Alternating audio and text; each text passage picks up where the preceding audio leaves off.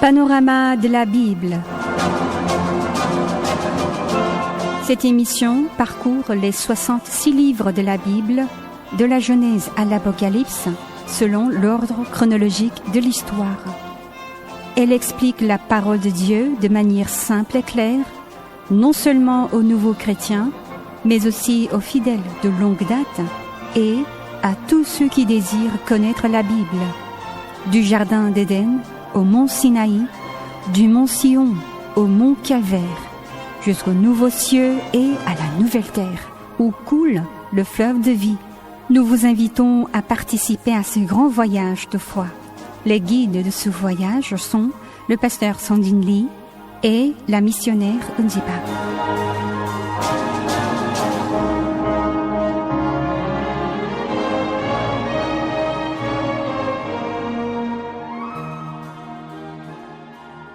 Bonjour chers auditeurs, aujourd'hui nous allons aborder le jugement du déluge que Dieu a annoncé à Noé. Pasteur, à l'époque où vivait Noé, les hommes vivaient plus de 800 voire 900 ans. S'ils vivaient aussi longtemps tout en ayant des enfants, la population de cette époque devait être immense. La Bible ne précise pas le nombre exact de la population de cette époque, mais on sait que les hommes pouvaient avoir des enfants pendant près de 800 ans. Alors, on peut imaginer que la population devait dépasser les 100 milliards d'habitants. Avant que toute la Terre ne soit recouverte par les eaux, la surface et la forme des continents étaient sans doute très différentes de celles d'aujourd'hui. Dans un environnement encore pur et sur de vastes terres, un très grand nombre de personnes vivaient. Mais les pensées et les projets des hommes étaient devenus mauvais, au point que le péché avait envahi toute la terre. En voyant cela, Dieu fut attristé. La Bible affirme qu'en ce temps-là, Noé était le seul homme reconnu comme juste aux yeux de Dieu. Elle décrit les hommes de cette époque comme n'étant plus que des masses de chair, entièrement remplies de convoitises, au point qu'il ne restait en eux aucun lieu où l'Esprit de Dieu pouvait demeurer. En regardant un tel monde, Dieu prit la décision d'exercer son jugement. Genèse 6, verset 7, « Et l'Éternel dit, j'exterminerai de la face de la terre l'homme que j'ai créé, depuis l'homme jusqu'au bétail, aux reptiles et aux oiseaux du ciel, car je me repens de les avoir faits. » Si Dieu en est arrivé à prononcer de telles paroles, cela nous permet de mesurer à quel point la déchéance de l'humanité était profonde. Il y a des limites tout de même. Fallait-il vraiment en arriver à ce point? Même si la terre était remplie d'hommes pécheurs et corrompus, comment expliquer que toutes les pensées et tous les projets de l'humanité aient été constamment tournés vers le mal? Devant une telle situation, Dieu lui-même était profondément attristé et accablé, ne voyant plus aucune possibilité de changement ni d'amélioration. Dieu prit la décision d'exercer son jugement. Mais au milieu de cette humanité corrompue, un seul homme, Noé, ne s'est pas détourné de Dieu et a continué à marcher avec lui. À travers Noé, Dieu trouva encore un sujet de consolation pour son cœur profondément accablé. Quand des parents voient leurs enfants ne faire que des bêtises et provoquer sans cesse des problèmes, qu'est-ce qu'ils peuvent bien ressentir? Je pense qu'ils vont dire sûrement « Pourquoi il vit toujours de cette manière? Est-ce que sa façon de penser et d'agir ne peut vraiment pas aller au-delà de ça? S'il pouvait enfin se ressaisir et vivre correctement, ce serait tellement mieux. » N'est-ce pas ce que la plupart des parents finissent par penser? Le cœur de notre Dieu ne serait-il pas semblable? Des parents se sentent déjà accablés et attristés lorsque quelques-uns de leurs enfants se conduisent mal. Alors, qu'est-ce que Dieu devait ressentir en voyant des dizaines de milliards d'êtres humains ne faire sans cesse que le mal? Même s'il y a des enfants qui ne cessent de poser des problèmes, s'il y a aussi un enfant qui ne se comporte pas ainsi, les parents ne trouvent-ils pas en lui du réconfort et de l'espoir? Pour Dieu, Noé était cet enfant-là. Noé était comme un enfant obéissant, un enfant qui réjouit le cœur de ses parents. La Bible présente Noé comme un homme juste et intègre parmi les gens de son temps. À cause de cette attitude droite qu'il avait envers Dieu, il est écrit qu'il trouva grâce aux yeux de Dieu. Des hommes justes et intègres comme Noé sont difficiles à trouver à cette époque-là, comme aujourd'hui encore. Noé a vécu à une époque où la loi n'existait pas encore. Sur quelle base pouvait-on reconnaître qu'il était juste et intègre? C'est parce que la conscience de Noé était vivante et qu'il avait, en toutes choses et en toutes circonstances, une attitude de vie marquée par l'obéissance à Dieu. L'Épître aux Hébreux présente Noé de la manière suivante. Hébreux 11, verset 7. C'est par la foi que Noé, divinement averti des choses qu'on ne voyait pas encore et saisi d'une crainte respectueuse, construisit une arche pour sauver sa famille. C'est par elle qu'il condamna le monde et devint héritier de la justice qui s'obtient par la foi. Dans Ézéchiel chapitre 14, Noé est même mentionné avec Daniel et Job comme l'un des trois justes. Comme je l'ai dit il y a un instant, Noé a vécu à une époque où la loi n'avait pas encore été donnée. La loi n'a été donnée au peuple d'Israël qu'après la sortie d'Égypte. Noé a donc vécu sans même savoir ce qu'était la loi. Noé, qui a vécu environ 1600 ans avant que Dieu ne donne la loi, a mené une vie en accord avec sa conscience.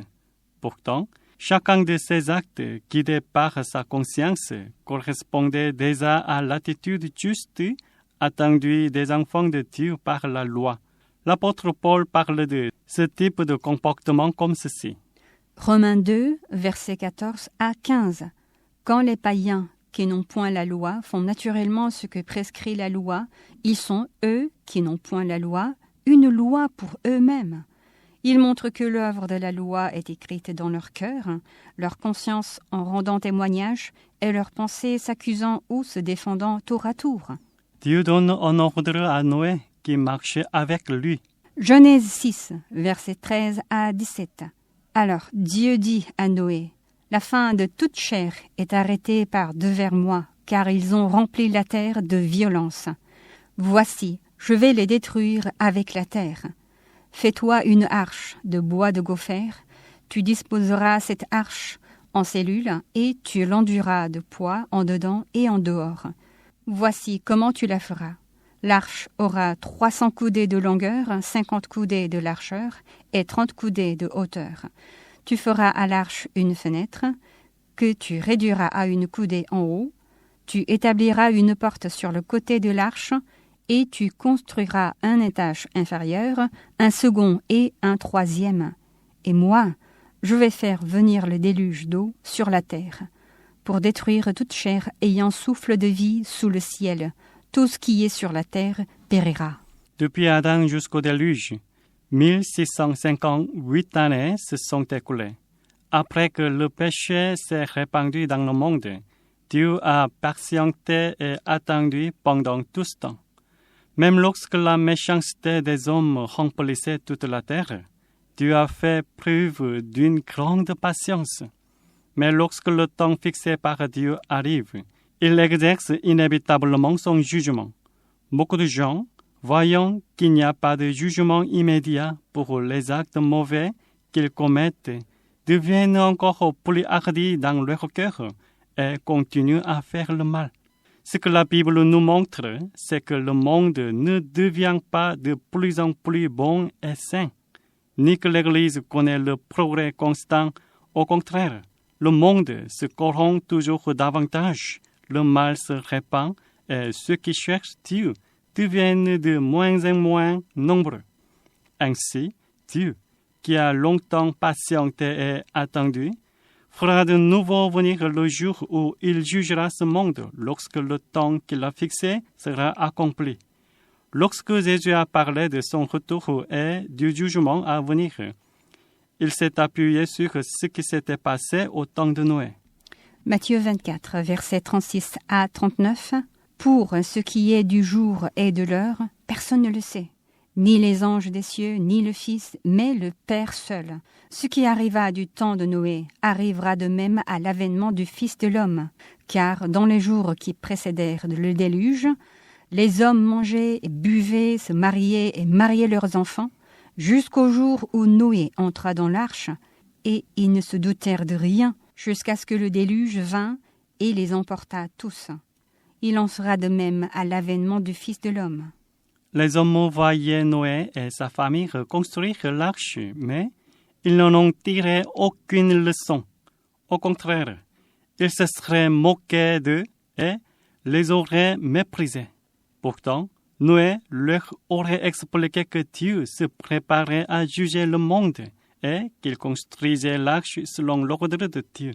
Mais ils ont ignoré ces paroles et ont continué à vivre comme d'habitude, mangeant et buvant, se livrant au plaisir. Ils n'ont finalement pas pu échapper au jugement de la colère de Dieu. Aujourd'hui, notre époque ne diffère pas beaucoup de celle dans laquelle Noé a vécu.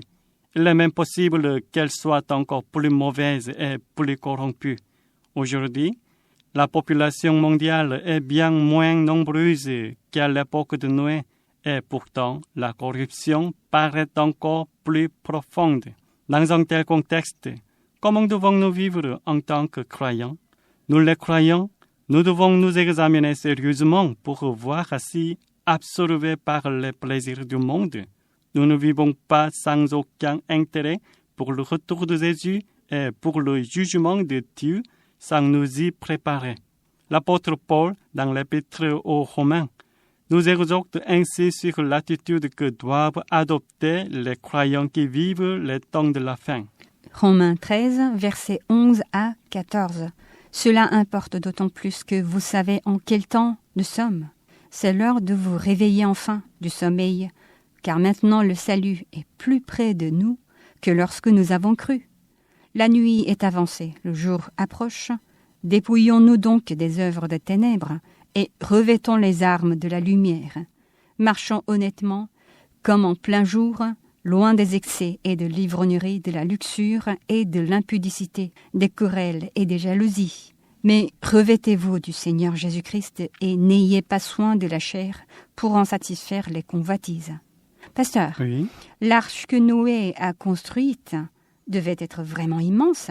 Oui, l'arche mesurait environ 135 mètres de long, soit un peu plus qu'un terrain de football.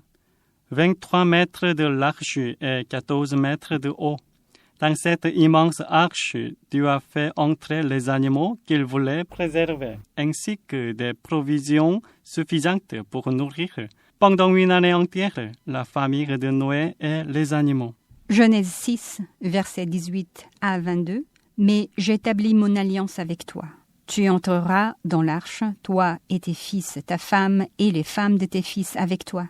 De tout ce qui vit, de toute chair, tu feras entrer dans l'arche 2 de chaque espèce pour les conserver en vie avec toi.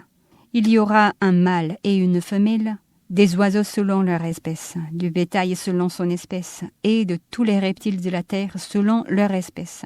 2 de chaque espèce viendront vers toi, pour que tu leur conserves la vie. Et toi, prends de tous les aliments que l'on mange, et fais-en une provision auprès de toi, afin qu'ils te servent de nourriture ainsi qu'à eux. C'est ce que fit Noé. Il exécuta tout ce que Dieu lui avait ordonné. Comme la Bible le rapporte, ce ne sont pas Noé et sa famille qui sont allés chercher les animaux du monde pour les faire entrer dans l'arche. C'est Dieu lui-même qui a rassemblé auprès de l'arche les oiseaux selon leur espèce, le bétail selon son espèce, et tout ce qui rampe sur la terre selon son espèce. Noé et sa famille les a fait entrer à la place qui leur était préparée dans l'arche. Construire l'arche n'était pas une tâche facile, et faire entrer dans l'arche tous les animaux envoyés par Dieu ne devait pas être simple non plus. Pourtant, Noé a obéi à l'ordre de Dieu. En voyant les animaux entrer dans l'arche, quelle pensée pouvait traverser son esprit? En voyant l'espace prévu pour faire entrer les animaux dans l'arche, Noé a sans doute pensé qu'il y avait aussi de la place pour d'autres personnes. Il a probablement regardé ces espaces en se disant « J'aimerais tant y faire entrer d'autres personnes. Eux aussi devraient être ici. Et en pensant au déluge qui allait bientôt venir, au jugement par lequel Dieu allait tout balayer, il a dû éprouver une profonde tristesse en voyant ceux qui l'entouraient, sans rien comprendre, continuant à faire le mal et à se livrer au plaisir comme si de rien n'était. Oui, si c'était Noé, il est évident qu'il a dû avoir de telles pensées. Mais pasteur, j'ai une question. Lorsque Noé faisait entrer dans l'arche les animaux envoyés par Dieu, il les a distingués entre animaux purs et animaux impurs. Sur quels critères Noé a-t-il pu faire cette distinction? À cette époque, quel était le critère pour dire qu'un animal était pur ou impur? Aujourd'hui, nous savons, grâce au chapitre 11 du livre de Lévitique, quels sont les animaux purs et impurs. Mais Noé vivait bien avant la loi. Alors, sur quelle base a-t-il pu distinguer les animaux purs des animaux impurs? Comme vous le savez bien, le Pentateuque a été rédigé par Moïse. Bien sûr, Moïse n'a pas écrit chaque détail de tous les Pentateuques, mais il en a consigné une grande partie. Et vous savez aussi que lorsqu'il écrivait, le Saint-Esprit l'a assisté. Alors, quand Moïse a rédigé ces passages, le Saint-Esprit ne l'aurait-il pas aidé aussi sur ces points-là? Parmi les livres de la Bible que nous avons aujourd'hui, le Lévitique a été écrit en premier. Il a été rédigé après la sortie d'Égypte, lorsque le peuple d'Israël séjournait au mont Sinaï. Moïse connaissait donc déjà le contenu du Lévitique et savait quels animaux étaient purs et lesquels étaient impurs. Ainsi, lorsqu'il a écrit la Genèse et qu'il a parlé de la distinction faite par Noé, le Saint-Esprit lui a fait comprendre que cette distinction correspondait à celle du Lévitique, notamment au chapitre 11. Et si Noé a distingué les animaux purs des animaux impurs, c'est en regardant ce qu'il a fait après le déluge, lorsque sa famille est sortie de l'arche, que nous en comprenons la raison. Lisez Genèse chapitre 8, verset 20. Noé bâtit un autel à l'Éternel, il prit de toutes les bêtes pures et de tous les oiseaux purs, et il offrit des holocaustes sur l'autel. Noé a distingué les animaux qui pouvaient être utilisés pour offrir un sacrifice à Dieu de ceux qui ne pouvaient pas l'être. Et comme il devait rendre un culte à Dieu, il a fait entrer dans l'arche un plus grand nombre d'animaux purs que d'animaux impurs. Certains d'entre vous penseront peut-être ceci. Si les animaux purs pouvaient être mangés, Noé et sa famille ne les auraient-ils pas fait entrer en plus grand nombre dans l'arche pour s'en servir comme nourriture? Oui, on peut tout à fait se poser cette question. Mais si on regarde attentivement la Bible, on voit que Dieu n'a permis à l'homme de manger de la viande qu'après la fin du déluge.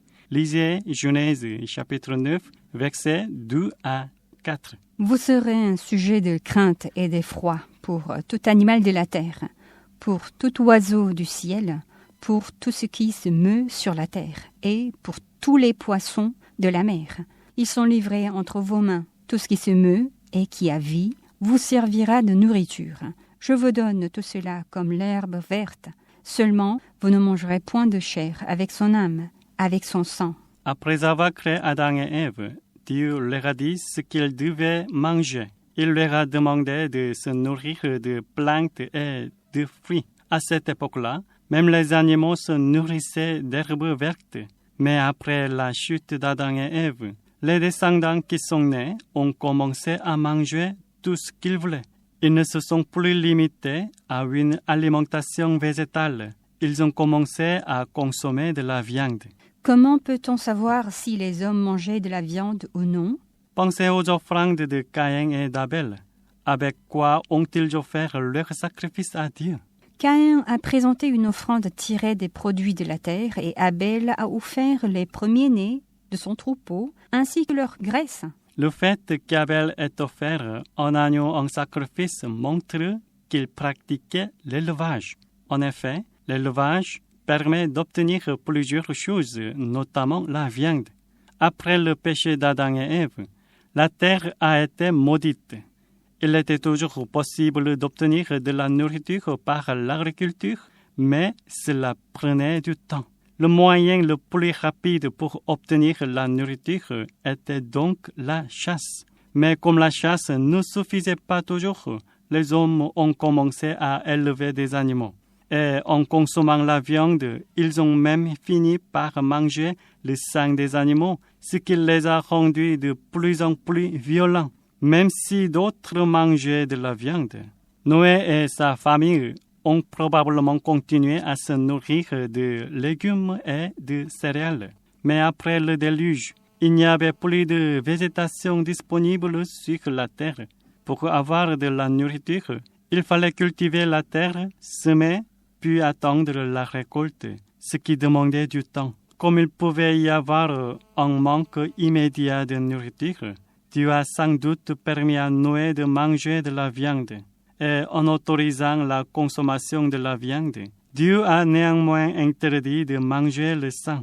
À la lumière de tout cela, dire que Noé a fait entrer davantage d'animaux purs dans l'arche simplement pour s'en servir comme nourriture peut être une interprétation un peu forcée. Continuons maintenant à observer Noé et sa famille qui se préparaient au déluge.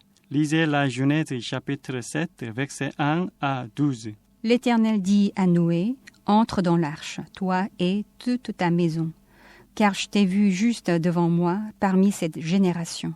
Tu prendras auprès de toi 7 couples de tous les animaux purs, le mâle et sa femelle, une paire des animaux qui ne sont pas purs, le mâle et sa femelle. 7 couples aussi des oiseaux du ciel, mâles et femelles, afin de conserver leur race en vie sur la face de toute la terre. Car encore 7 jours, et je ferai pleuvoir sur la terre 40 jours et 40 nuits, et j'exterminerai de la face de la terre tous les êtres que j'ai faits. » Noé exécuta tout ce que l'Éternel lui avait ordonné. Noé avait 600 ans lorsque le déluge d'eau fut sur la terre. Et Noé entra dans l'arche avec ses fils, sa femme et les femmes de ses fils, pour échapper aux eaux du déluge. D'entre les animaux purs et les animaux qui ne sont pas purs, les oiseaux et tout ce qui se meut sur la terre, il entra dans l'arche auprès de Noé, 2 à 2, un mâle et une femelle, comme Dieu l'avait ordonné à Noé. 7 jours après, les eaux du déluge furent sur la terre. L'an 600 de la vie de Noé, le second mois, le 7e jour du mois, en ce jour-là, toutes les sources du grand abîme jaillirent, et les écluses des cieux s'ouvrirent. La pluie tomba sur la terre 40 jours et 40 nuits. Ce même jour entrèrent dans l'arche Noé, Sem, Cham et Japheth, fils de Noé, la femme de Noé et les 3 femmes de ses fils avec eux. Eux et tous les animaux selon leur espèce, tout le bétail selon son espèce, tous les reptiles qui rampent sur la terre selon leur espèce, tous les oiseaux selon leur espèce, tous les petits oiseaux, tout ce qui a des ailes. Ils entrèrent dans l'arche auprès de Noé, 2 à 2, de toute chair ayant souffle de vie. Il en entra, mâle et femelle, de toute chair, comme Dieu l'avait ordonné à Noé. Puis l'Éternel ferma la porte sur lui. Le déluge fut 40 jours sur la terre. Les eaux crurent et soulevèrent l'arche, et il s'éleva au-dessus de la terre. Les eaux grossirent et s'accrurent beaucoup sur la terre, et l'arche flotta sur la surface des eaux. Les eaux grossirent de plus en plus, et toutes les hautes montagnes qui sont sous le ciel entier furent couvertes. Les eaux s'élevèrent de 15 coudées au-dessus des montagnes qui furent couvertes. Tout ce qui se mouvait sur la terre périt, tant les oiseaux que le bétail et les animaux, tout ce qui rampait sur la terre et tous les hommes. Tout ce qui avait respiration, souffle de vie dans ses narines et qui était sur la terre sèche mourut. Tous les êtres qui étaient sur la face de la terre furent exterminés, depuis l'homme jusqu'au bétail, aux reptiles et aux oiseaux du ciel. Ils furent exterminés de la terre. Ne resta que Noé et ce qui était avec lui dans l'arche. Les eaux furent grosses sur la terre pendant 150 jours. Dieu a fait entrer Noé, sa famille et les animaux dans l'arche 7 jours avant le début du déluge.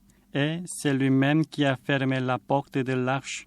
Puis, exactement 7 jours après leur entrée dans l'arche, les écluses du ciel se sont ouvertes et la pluie s'est mise à tomber. La pluie est tombée pendant 40 jours. Peu à peu, les eaux ont recouvert la terre. L'eau est montée à tel point que l'arche s'est soulevée et s'est détachée du sol. Les eaux ont continué à monter, débordant sur toute la terre, et l'arche flottait à la surface des eaux. Toutes les montagnes du monde ont été complètement submergées. Lorsque les eaux ont recouvert la terre, les cris des hommes et les gémissements des animaux qu'on entendait à l'extérieur de l'arche se sont peu à peu tus. Les hommes qui vivaient sur la terre, le bétail, les animaux sauvages, les oiseaux, tout ce qui respirait par les narines a péri. Seules les vies qui se trouvaient dans l'arche ont été sauvées par la grâce de Dieu.